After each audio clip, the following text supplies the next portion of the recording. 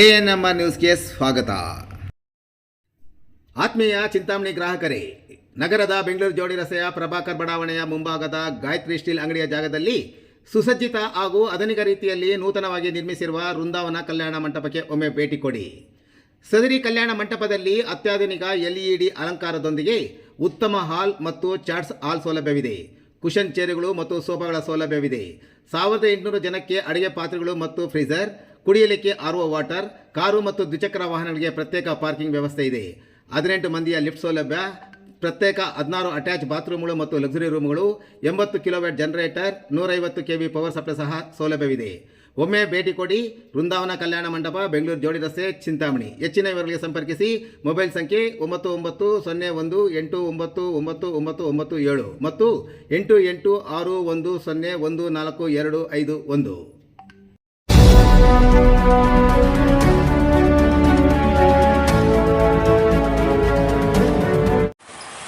ಸರ್ಕಾರಿ ಪ್ರಥಮ ದರ್ಜೆ ಕಾಲೇಜಿನಲ್ಲಿ ಜೈವಿಕ ಇಂಧನ ಭವಿಷ್ಯ ಇಂಧನದ ಬಗ್ಗೆ ಪ್ರಾತ್ಯಕ್ಷಿಕೆ. ಕೃಷಿ ವಿಶ್ವವಿದ್ಯಾಲಯ ಬೆಂಗಳೂರು, ಜಿಲ್ಲಾ ಜೈವಿಕ ಇಂಧನ ಉಸ್ತುವಾರಿ ಸಮಿತಿ, ಜಿಲ್ಲಾ ಪಂಚಾಯತ್ ಚಿಕ್ಕಬಳ್ಳಾಪುರ, ಕರ್ನಾಟಕ ರಾಜ್ಯ ಜೈವಿಕ ಇಂಧನ ಅಭಿವೃದ್ಧಿ ಮಂಡಳಿ ಬೆಂಗಳೂರು, ಜಿಲ್ಲಾ ಲೀಡ್ ಸ್ವಯಂ ಸೇವಾ ಸಂಸ್ಥೆ ಚಿಕ್ಕಬಳ್ಳಾಪುರ, ಜಿಲ್ಲಾ ಜೈವಿಕ ಇಂಧನ ಸಂಶೋಧನೆ ಮಾಹಿತಿ ಮತ್ತು ಪ್ರಾತ್ಯಕ್ಷಿಕೆ ಕೇಂದ್ರ, ರೇಷ್ಮೆ ಕೃಷಿ ಮಹಾವಿದ್ಯಾಲಯ ಚಿಂತಾಮಣಿ ಇವರ ಸಂಯುಕ್ತ ಆಶ್ರಯದಲ್ಲಿ ಚಿಂತಾಮಣಿ ನಗರದ ಸರ್ಕಾರಿ ಪ್ರಥಮ ದರ್ಜೆ ಕಾಲೇಜು ಮತ್ತು ಸ್ನಾತಕೋತ್ತರ ಕೇಂದ್ರದಲ್ಲಿ ಜೈವಿಕ ಇಂಧನ ಭವಿಷ್ಯದ ಇಂಧನದ ಬಗ್ಗೆ ಪ್ರಾತ್ಯಕ್ಷಿಕೆಯನ್ನು ಹಮ್ಮಿಕೊಳ್ಳಲಾಗಿತ್ತು.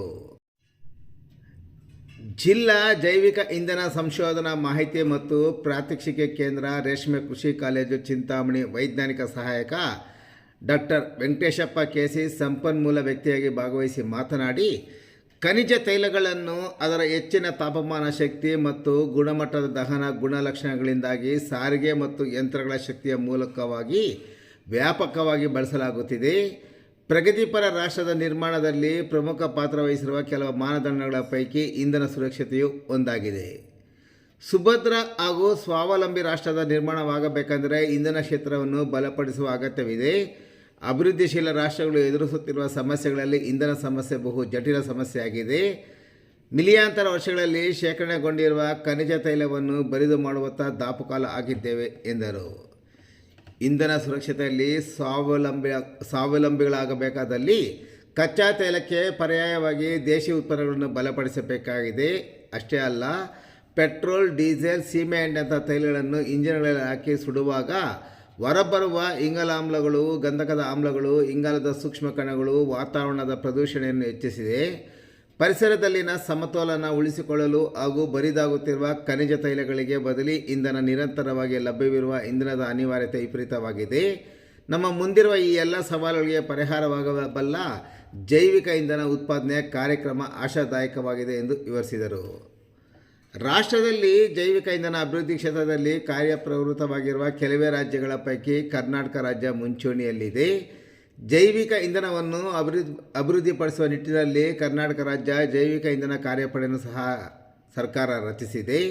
ಈ ಕಾರ್ಯಪಡೆಯು ಜೈವಿಕ ಇಂಧನ ನೀತಿ ಮತ್ತು ಅಭಿವೃದ್ಧಿಗೆ ಸಂಬಂಧಿಸಿದಂತೆ ಕಾರ್ಯಕ್ರಮ ರೂಪಿಸಿದ್ದು, ರೈತರುಗಳು ಜಮೀನಿನ ಬದುಗುಂಟುಗಳಲ್ಲಿ ಮಹಾತ್ಮ ಗಾಂಧಿ ಗ್ರಾಮೀಣ ಉದ್ಯೋಗ ಖಾತ್ರಿ ಯೋಜನೆಯಡಿ ಅನುದಾನ ವಿನಿಯೋಗಿಸಿ ಜೈವಿಕ ಇಂಧನ ಸಸಿ ನೆಡುವ ಬೃಹತ್ ಯೋಜನೆ ಹಸಿರು ಹೊನ್ನು ಮತ್ತು ಬರಡು ಬಂಗಾರ ಕಾರ್ಯಕ್ರಮ ಜಾರಿಗೊಳಿಸಿದೆ ಎಂದು ಅವರು ವಿವರಿಸಿದರು.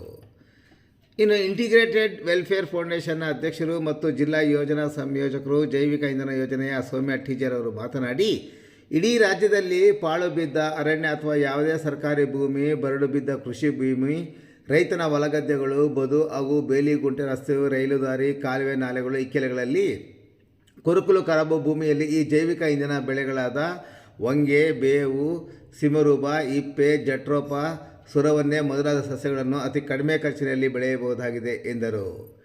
ಇದರಿಂದ ಹಸಿರೆಲೆ ಗೊಬ್ಬರದ ಜೊತೆಗೆ ಎಣ್ಣೆ ತೆಗೆದು ಬರುವ ಹಿಂಡಿಯನ್ನು ತಮ್ಮ ಭೂಮಿಗೆ ಬಳಸುವುದರಿಂದ ಮಣ್ಣಿನ ಫಲವತ್ತತೆ ಹೆಚ್ಚುವುದಲ್ಲದೆ ನೈಸರ್ಗಿಕ ಸಮತೋಲನವನ್ನು ಕಾಪಾಡಬಹುದು. ಇದರಿಂದ ರೈತರಿಗೆ ಬಿಡುವಿನ ಸಮಯದಲ್ಲಿ ಉದ್ಯೋಗವೂ ದೊರೆತಂತಾಗುತ್ತದೆ ಮತ್ತು ಆದಾಯವೂ ಸಹ ಹೆಚ್ಚುತ್ತದೆ. ರಾಜ್ಯದ ನೆಲ, ಜಲ, ಇತರ ಸಂಪನ್ಮೂಲಗಳ ಸದ್ಬಳಕೆ, ರೈತ ಸಮುದಾಯದ ಸಂಪೂರ್ಣ ತೊಡಗಿಸುವಿಕೆಯ ಮೂಲಕ ಆಹಾರ ಭದ್ರತೆಯ ಜೊತೆಗೆ ಇಂಧನ ಭದ್ರತೆಯನ್ನು ಸಾಧಿಸಬಹುದಾಗಿದೆ ಎಂದು ಅವರು ವಿವರಿಸಿದರು. ಇನ್ನು ಸಮಾರಂಭದ ಅಧ್ಯಕ್ಷತೆಯನ್ನು ನಗರದ ಸರ್ಕಾರಿ ಪ್ರಥಮ ದರ್ಜಾ ಕಾಲೇಜು ಮತ್ತು ಸ್ನಾತಕೋತ್ತರ ಕೇಂದ್ರದ ಪ್ರಾಂಶುಪಾಲರಾದ ಕುಸುಮ ಮಂಗಳ ಡಿವಿರವರು ವಹಿಸಿದ್ದರು. ಕಾರ್ಯಕ್ರಮದಲ್ಲಿ ಜೈವಿಕ ಇಂಧನದ ಪ್ರಾತ್ಯಕ್ಷಿಕೆ ಜೊತೆಗೆ ಜೈವಿಕ ಇಂಧನದ ಮರಗಳನ್ನು ಬೆಟ್ಟಗುಡ್ಡಗಳ ಪ್ರದೇಶದಲ್ಲಿ ಬೆಳೆಯಲು ಬೀಜದ ಉಂಡೆಗಳನ್ನು ತಯಾರಿಸಿ ಅದನ್ನು ಅರಣ್ಯ ಮತ್ತು ಸರ್ಕಾರಿ ಜಮೀನು ಮತ್ತು ಬೆಟ್ಟಗುಡ್ಡಗಳಲ್ಲಿ ಹಾಕಲಾಯಿತು.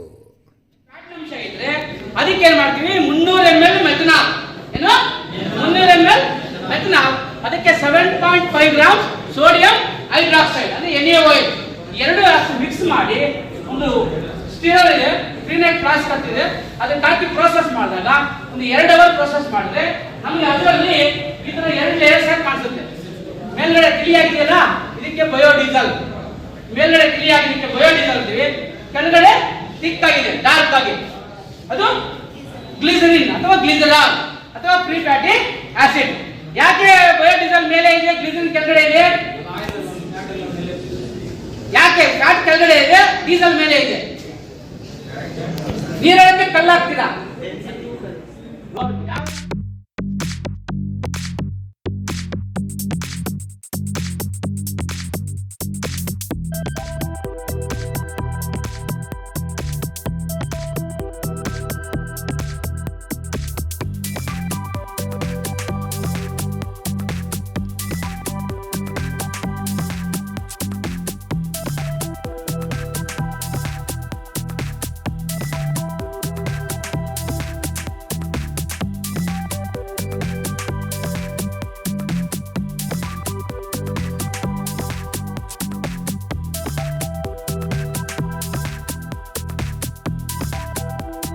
ರೈಟ್ ಇಟ್ಬಿಡಿ ನೋಡಿ, ಇದು ಮಾದರಿ ಫಾಸಿಲ್ ಫ್ಯೂಯಲ್, ಇದು ಓಕೆ, ಫಾಸಿಲ್ ಡೀಸೆಲ್ ಓಕೆ. ಇದ್ರ ಜೊತೆಗೆ ಬಯೋಡೀಸೆಲ್ ನ ಮಿಕ್ಸ್ ಮಾಡ್ತೀವಿ. ಮಿಕ್ಸ್ ಮಾಡಿದಾಗ ಇದ್ರಲ್ಲಿ ಸಪರೇಟ್ ಲೇಯರ್ ಆಗುತ್ತಾ ಇಲ್ಲ ಇದ್ರ ಜೊತೆಗೆ ಮಿಕ್ಸ್ ಆಗುತ್ತಾ ಏನು ನೋಡೋಣ. ಆಮೇಲೆ ಇದ್ರ ಜೊತೆ ಮಿಕ್ಸ್ ಮಾಡಿಬಿಟ್ಟು ಬ್ಲೆಂಡ್ ಮಾಡಿ ನಾವು ಟ್ರಾಕ್ಟರ್ಗೆ ಹಾಕುವಂಥದ್ದು ಓಕೆ. ಏನಪ್ಪ ಹೇಳು ಹೇಳು ಹೇಳು ಕ್ವಶನ್ ಕೇಳಬೇಕು. ಕೇಳ್ಬೋದು ಹೇಳಪ್ಪ, ನಾವು ಹೇಳಿದ್ದೆ ನಾವು ಕೇಳ್ಬೇಕಂತೇಳಿ, ನೀವು ಏನಾದರೂ ಕ್ವಶನ್ ಕೇಳ್ಬೋದು. ಇದು ಬಯೋಡೀಸೆಲ್, ಇದ್ರ ಜೊತೆಗೆ ಇದು ಹಾಕ್ತಿವಿ. ಇದ್ರ ಜೊತೆಗೆ ಹಾಕಿದಾಗ ಮಿಕ್ಸ್ ಆಗುತ್ತಾ ಇಲ್ವಾ ಅಂತ ನೀವು ನೋಡ್ಬೋದು.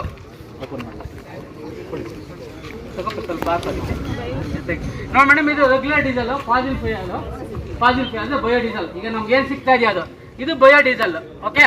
ಇದನ್ನ ಇದ್ರ ಜೊತೆ ಹಾಕ್ತಾರೆ ಅಂದ್ರೆ 20% 10% ಈ ತರ ಬ್ಲೆಂಡ್ ಮಾಡಿದಾಗ ಅದರಲ್ಲಿ ಮಿಕ್ಸ್ ಆಗುತ್ತಾ ಇಲ್ವಾ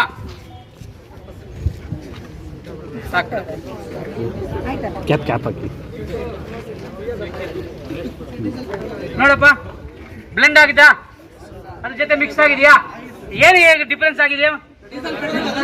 ಡೀಸೆಲ್ ಏನಾಗಿದೆ, ಪೆಟ್ರೋಲ್ ತರ ಕಲರ್ ಬಂದಿದೆ, ಪೆಟ್ರೋಲ್ ಆಗಿಲ್ಲ, ಏನು ಪೆಟ್ರೋಲ್ ತರ ಕಲರ್ ಬಂದಿದೆ. ಯಾಕಂದ್ರೆ ಬಯೋಡೀಸೆಲ್ ಏನಪ್ಪಾ ಅಂದ್ರೆ ಹೊಂಗೆ ಬೀಜದಲ್ಲಿ ಮಾಡಿದ್ರೆ ಅದ್ರ ಕಲರ್ ವೇರಿಯೇಷನ್ ಇರುತ್ತೆ, ಬೇವಿನ ಬೀಜದಲ್ಲಿ ಮಾಡಿದ್ರೆ ಒಂಥರ ಕಲರ್ ಇರುತ್ತೆ. ಆಮೇಲೆ ಇದ್ರ ಜೊತೆಗೆ ಯೂಸ್ ಕುಕಿಂಗ್ ಆಯಿಲ್ ಅಂತ ಸಿಗ್ತಾ ಇದೆ ಈ ಕಬಾಬ್ ಸೆಂಟರ್ ಅಂತ ಮೇಡಮ್. ಈ ಕಬಾಬ್ ಎಲ್ಲ ತಿಂತೀರಲ್ಲಪ್ಪ ನೀವು, ಕಬಾಬ್ ಅಲ್ಲಿ ಎಲ್ಲ ಸುಟ್ಟಿದ್ದಾದ್ಮೇಲೆ ಅಲ್ಲಿ ವೇಸ್ಟ್ ಆಯಿಲ್ ಅಂದ್ರೆ ಫಾರ್ ಎಕ್ಸಾಂಪಲ್ ಒಂದ್ ದಿವಸಕ್ಕೆ 10 ಲೀಟರ್ ಹಾಕಿ ಕಬಾಬ್ ಮಾಡ್ತಾರೆ. ಅದರಲ್ಲಿ ಸುಟ್ಟರೆ ದಿನ ಬೆಳಗ್ಗೆ ಸಂಜೆವರೆಗೂ 6 ಲೀಟರ್ ಬರುತ್ತೆ. ಮಾರನೇ ದಿವಸ ಅದೇ 6 ಲೀಟರ್ ಕಬಾಬ್ ಮಾಡ್ತಾರೆ. ಮತ್ತೆ ಅವತ್ತೇನಾಗುತ್ತೆ, 6 ಲೀಟರ್ ಇರೋದು 3 ಲೀಟರ್ ಬರುತ್ತೆ. ಯಾವತ್ತು ಮತ್ತೆ ಏನ್ ಮಾಡ್ತಾನೆ ಅವನು ವ್ಯಾಪಾರಸ್ಥ, ಆ 3 ಲೀಟರ್ ಮತ್ತೆ ಕಾಯ್ಸಕ್ ಹೋಗ್ತಾನೆ. ಯಾವತ್ತು ಎಣ್ಣೆನ 1 ರಿಂದ 2 ಸಲ ಮಾತ್ರ ಕಾಯಿಸ್ಬೇಕು. ಅದಕ್ಕಿಂತ ಮೇಲೆ ಕರೆದಿರೋ ಎಣ್ಣೆ ತಿಂದ್ವಿ, ಕಬಾಬ್ ತಿಂದ್ವಿ, ಏನೇ ತಿಂದ್ವಿ, ನಮ್ಮ ಹೆಲ್ತ್ ತುಂಬಾ ತೊಂದರೆ. ಅದಕ್ಕೋಸ್ಕರ ಅಲ್ಲಿ ಅವ್ರಿಗೆ ಮನವಿ ಮಾಡಿ ಅವರಿಗೆ ಅದ್ರ ಬಗ್ಗೆ ಪರಿಚಯ ಮಾಡಿ 2 ಸಲ ಮಾತ್ರ ಕರೀರಿ, ಅದ್ರ ಮೇಲೆ ಆದ್ರೆ ಕೊಡಿ ಅಂತ ಹೇಳ್ತಾ ಇದ್ರು. ಯೂಸ್ ಕುಕಿಂಗ್ ಆಯಿಲ್ ಸಿಗ್ತಾ ಇದೆ, ಅದರಲ್ಲಿ ಕೂಡ ಬಯೋಡೀಸೆಲ್ ನ ತಯಾರು ಮಾಡಬಹುದು. ಈಗ ಇದನ್ನ ಡೀಸೆಲ್ ಜೊತೆ ಬ್ಲೆಂಡ್ ಆಗಿದೆ. ಇದನ್ನ ಈಗ ನಾವು ಡೀಸೆಲ್ಗೆ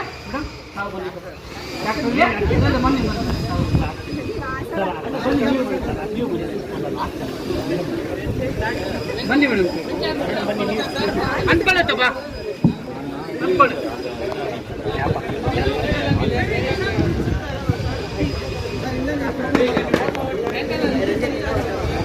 ಸರ್ ನೋಡಿ ನೋಡ್ರಪ್ಪ, ಬಯೋಡೀಸೆಲ್ ಸರ್ ಈಗ ಆಗ್ತಾ ಇದೆ. ಎಲ್ರು ಕ್ಲಾಸ್ ತಟ್ಟೋ ಮೂಲಕ ಅವ್ರಿಗೆ ಸರ್ಗೆ ಮಾಡೋಣ.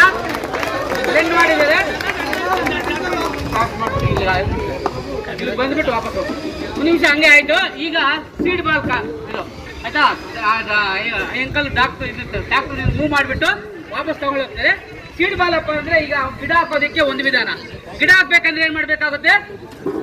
ಗಿಡ ಹಾಕ್ಬೇಕಂದ್ರೆ ಏನ್ ಮಾಡ್ಬೇಕಾಗುತ್ತೆ? ಗುಣಿ ತೆಗಿಬೇಕು ಫಸ್ಟ್ ಅಲ್ವಾ? ಗಿಡ ತರಬೇಕು, ಗಿಡನೆಲ್ಲ ನಾಟಿ ಮಾಡ್ಬೇಕಾಗುತ್ತೆ. ಸೀಡ್ ಬಾಲ್ ಮಾಡೋದ್ರಿಂದ ಏನಪ್ಪಾ ಅಂದ್ರೆ ಬೀಜ, ಹೊಂಗೆ ಬೀಜ ಇರುತ್ತಲ್ಲ, ಹೊಂಗೆ ಬೀಜ, ಬೇವಿನ ಬೀಜ, ಯಾವುದೇ ಬೀಜನ ಮಣ್ಣು, ಕೆಮ್ಮಣ್ಣು, ಜೇಡಿ ಮಣ್ಣು ಮತ್ತೆ ಕೊಟ್ಟಿಗೆ ಗೊಬ್ಬರ ಅಂದ್ರೆ ಸಗಣಿ ಮೂರನ್ನು ಮಿಕ್ಸ್ ಮಾಡುತ್ತದೆ. ಏನು? ಕೆಮ್ಮಣ್ಣು, ಜೇಡಿ ಮಣ್ಣು ಮತ್ತೆ ಕೊಟ್ಟಿಗೆ ಗೊಬ್ಬರ.